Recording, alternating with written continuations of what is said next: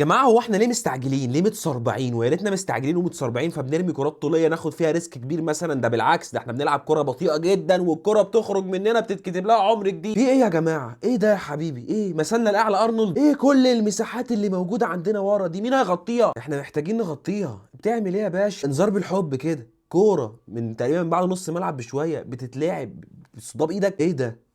دي دوره رمضانيه يعني اخرج مع بيرين الشوط الاول عندي 3 4 انذارات وفي لاعبين كانوا هيتصابوا. في ايه يا رجاله؟ بعدين انا مش فاهم، دي مش ضربه جزاء؟ وايه يعني يعني الراجل وقف وقال لك فار ومش ايه؟ الفار عندنا عطل ولا ايه؟ لا يا جماعه السيناريو ده انا عارفه كويس بالله عليكم. ما مش يعني فاهم، مش بنين. ضربه جزاء واضحه وصريحه، ضربه جزاء من قدام من ورا، ضربه جزاء. كابتن مرموش يا مراميشو يا حبيب قلبي، انا بحبك قوي قوي قوي بس مش كده. كابتن مرموش الفكره مش في الانفراد ولا ان هو من نص الملعب، الفكره في ان هو الدقيقه 7. انت متخيل الكره دي لو كانت دخلت جول، لو كنت فنشتها باي طريقه من اي طريقه كان، كانت تفرق معانا ازاي في باقي الشوط؟ لعيبه مستعجله وفي نفس الوقت خايفه تطلع الكره من رجلها. الكره دي لو كانت دخلت جول كانت هتفرق كتير قوي والله. جدع شوط يا جدع وضيع، شوط وضيع. لكن تخش تتعدي انت وتسيب الكوره. فكرت في 1000 قرار واخترت ال1001 يعني ازاي؟ مش فاهم. ربنا يستر من السيناريو اللي داخلين عليه ده.